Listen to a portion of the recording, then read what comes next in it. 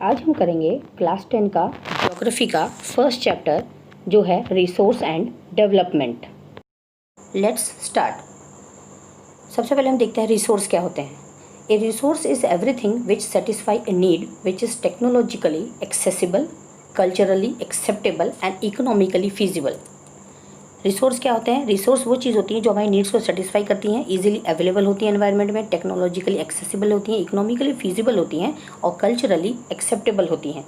ठीक है। We as a human being, यानी हम जो इंसान है, ह्यूमन बींग है, हम फिजिकल एनवायरनमेंट जैसे फॉरेस्ट, माइंस एक्सेट्रा से इंटरेक्ट करते हैं। एग्जाम्पल लेते हैं हम फॉरेस्ट का। हम फॉरेस्ट में जाते हैं फ्यूल वुड की सर्च में, यानी ये जो फ्यूल वुड है ये एक रिसोर्स है, ये एक एग्जाम्पल हो गया फिजिकल एनवायरनमेंट से इंटरेक्ट करने का। बट फिजिकल एनवायरनमेंट से हम इंटरेक्ट करेंगे with the help of technology. जैसे मान लेते हैं हमें गोल्ड एक्सट्रैक्ट करना है तो हम मैनुअली उसको नहीं निकाल सकते, तो हमें हेल्प लेनी होगी टेक्नोलॉजी की। Means with the help of the technology we interact with our physical environment. और इंटरेक्ट करने के बाद हम इंस्टीट्यूशंस क्रिएट करते हैं, जैसे माइनिंग इंडस्ट्री हो गया, रबर इंडस्ट्री हो गया। इस तरह जब ह्यूमन बींग्स फिजिकल एनवायरनमेंट से इंटरेक्ट करते हैं टेक्नोलॉजी की मदद से, तो एक इंस्टीट्यूशन क्रिएट करते हैं। All this together creates a resource useful to us. I hope अब आपको यह क्लियर हो गया होगा कि रिसोर्स क्या होते हैं, रिसोर्स की डेफिनेशन क्या होती है और किस किस तरीके से ह्यूमन बींग्स रिसोर्सेज को यूज़ करते हैं।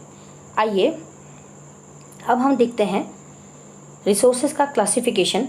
ठीक है। रिसोर्सेज का classification on the basis of, सबसे पहला है on the basis of origin. Origin के बेसिस पर हम रिसोर्सेज को टू ग्रुप्स यानी दो ग्रुप में क्लासीफाई करते हैं।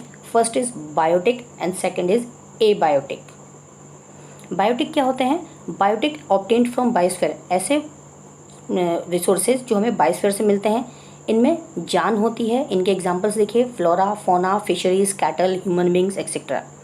एबायोटिक क्या होते हैं? कंपोज्ड ऑफ नॉन लिविंग, यानी कि सीधे सीधे तौर पे हम इसको ये कह सकते हैं कि बायोटिक जिनमें जान होती है और एबायोटिक जिनमें जान नहीं होती है। एबायोटिक के एग्जांपल देखिए, रॉक्स एंड मिनरल्स। नेक्स्ट है हमारा एग्जॉस्टिबिलिटी। ठीक है। एग्जॉस्टिबिलिटी मीन्स उनका कितना स्टोरेज है, यानी कौन से रिसोर्स का कितना स्टोरेज है, वह ख़त्म हो सकते हैं या नहीं, फिर से अवेलेबल होंगे यूज़ करने के लिए या नहीं, उसे हम एग्जॉस्टिबिलिटी कहते हैं। और इसके भी टू ग्रुप्स होते हैं। First is renewable and second is non renewable. Renewable जिसको हम फिर से रीन्यू कर सकते हैं, रिप्रोड्यूस कर सकते हैं, चाहे वो फिजिकल, केमिकल या मैकेनिकल प्रोसेस से हो। फॉर एग्जांपल सोलर एनर्जी और विंड एनर्जी। नॉन रीन्यूएबल जिनको हम रीन्यू नहीं कर सकते और दोबारा उसको रीयूज़ यानी दोबारा उसको यूज़ भी नहीं कर सकते। इनको बनने में सालों साल लगते हैं। For example minerals, fossil fuels etcetera. Next है हमारा ओनरशिप। ठीक है। Next is the third classification on the basis of ownership. Ownership means यानी कि वो रिसोर्स किसको बिलोंग करता है, यानी वो ओनरशिप किसका है। इसमें भी 4 कैटेगरीज आती हैं। फर्स्ट देखिए, फर्स्ट है individual. Individual means owned privately bye individuals, यानी किसी का प्राइवेटली यानी किसी का अपना उस पर अधिकार होता है। जैसे फॉर एग्जांपल योर हाउस, आपका घर है, कुआं है, तालाब, ये सब इंडिविजुअल प्रॉपर्टीज़ हो सकती हैं। उसके बाद आता है कम्युनिटी ओन्ड, यानी कि ऐसे रिसोर्सेज जिनके ऊपर एक समाज का या सोसाइटी का ओनरशिप होता है। For example public park, temple etcetera. Third है हमारा नेशनल रिसोर्स। नेशनल रिसोर्स का मतलब होता है किसी पर्टिकुलर कंट्री के खुद के जो रिसोर्सेज होते हैं। जैसे एग्जांपल लीजिए, मिनरल्स है, water, forest, wild life etcetera. उसके बाद हमारा नेक्स्ट आता है इंटरनेशनल रिसोर्स। ठीक है। इंटरनेशनल रिसोर्स ये हमारा फोर्थ रिसोर्स है। इसका मतलब क्या होता है? International resource means the resource which doesn't owned by any country, यानी कि जो किसी कंट्री का नहीं होता। मतलब वो रिसोर्स है जो ना कंट्री के होते हैं, ना कम्युनिटी के होते हैं, ना ही इंडिविजुअल के होते हैं। फॉर एग्जांपल जैसे इंडियन बाउंड्रीज लेते हैं।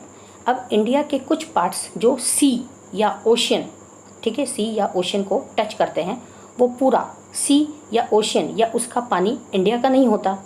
ये कुछ पानी जो इंडियन टेरिटरी में आता है वो होता है 12 नॉटिकल माइल्स। नॉटिकल माइल्स क्या होता है? Nautical miles is a unit. ये एक यूनिट है जिससे ओशियन में डिस्टेंस को मेज़र किया जाता है। It is approx 1.9 kilometre for a nautical mile. ध्यान दीजिए, 1 nautical mile is equal to 1.9 kilometre.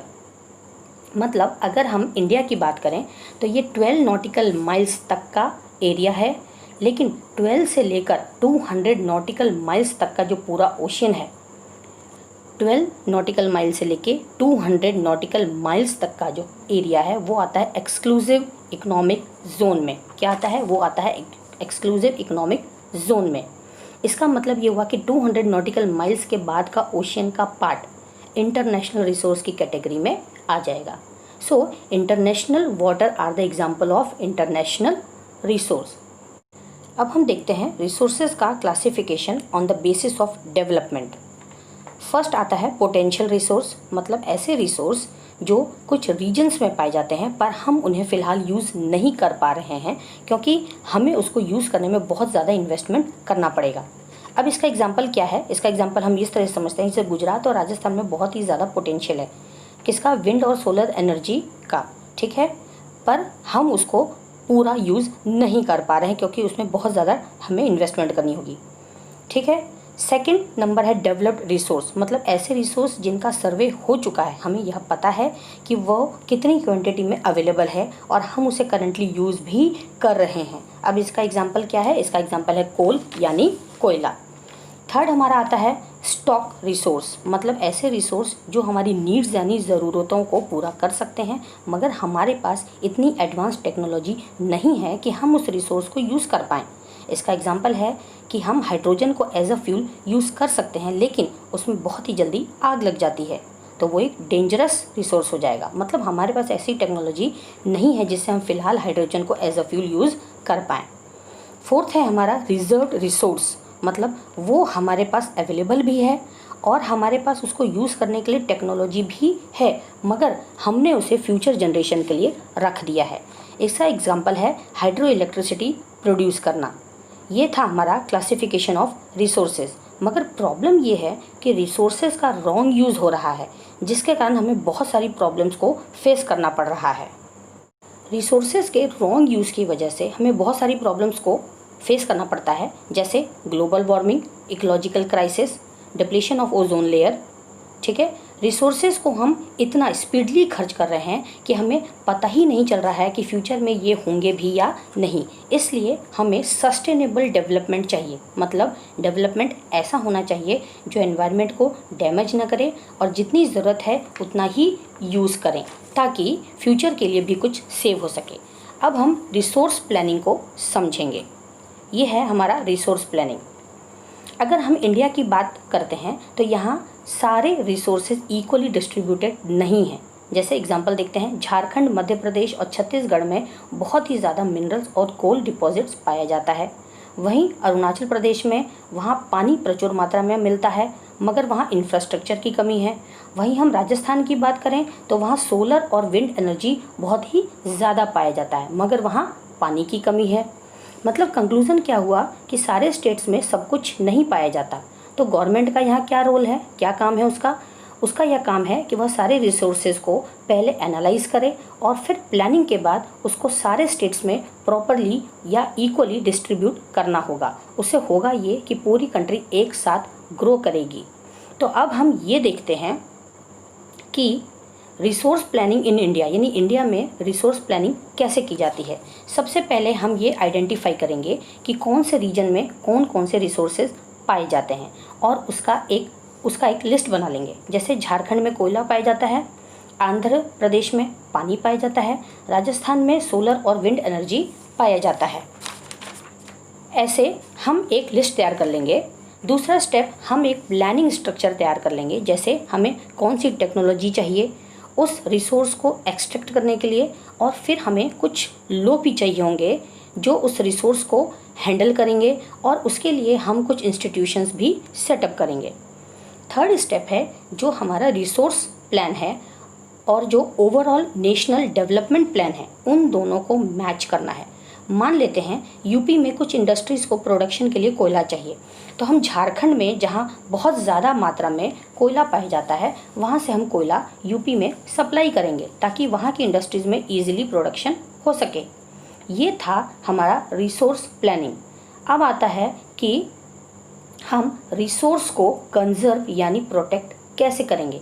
तो उसका आंसर है सस्टेनेबल डेवलपमेंट, मतलब ऐसा डेवलपमेंट जिसमें एनवायरनमेंट को कोई डैमेज ना हो और हम रिसोर्स को उस रेट ऑफ स्पीड से यूज़ करें कि कुछ फ्यूचर के लिए भी सेव हो सके।